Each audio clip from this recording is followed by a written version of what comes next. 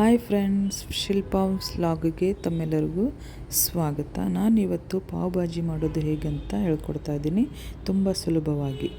ನಾನು ಆಲೂಗಡ್ಡೆನ ಬೇಯಿಸಿಟ್ಕೊಂಡಿರೋ ಆಲೂಗಡ್ಡೆನ ಸ್ಮ್ಯಾಶ್ ಮಾಡ್ತಾಯಿದ್ದೀನಿ. ಇವಾಗ ಒಂದು ಪ್ಯಾನ್ಗೆ ಆಯಿಲ್ ಹಾಕ್ಕೋತಾ ಇದ್ದೀನಿ.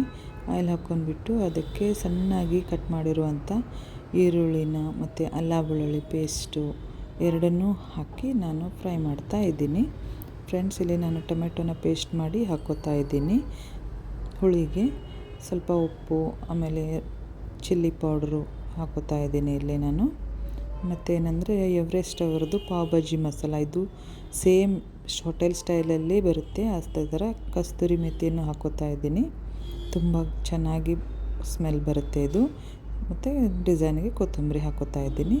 ಇಲ್ಲಿ ಒಂದು ಪ್ಯಾನ್ಗೆ ನಾನು ಬಟ್ರನ್ನು ಹಾಕಿ ಅದನ್ನು ಸ್ವಲ್ಪ ನೋಡಿ, ಇವಾಗ ಬ್ರೆಡ್ಡನ್ನು ಹಾಕಿ ಅದನ್ನು ಫ್ರೈ ಮಾಡ್ತಾ ಇದ್ದೀನಿ.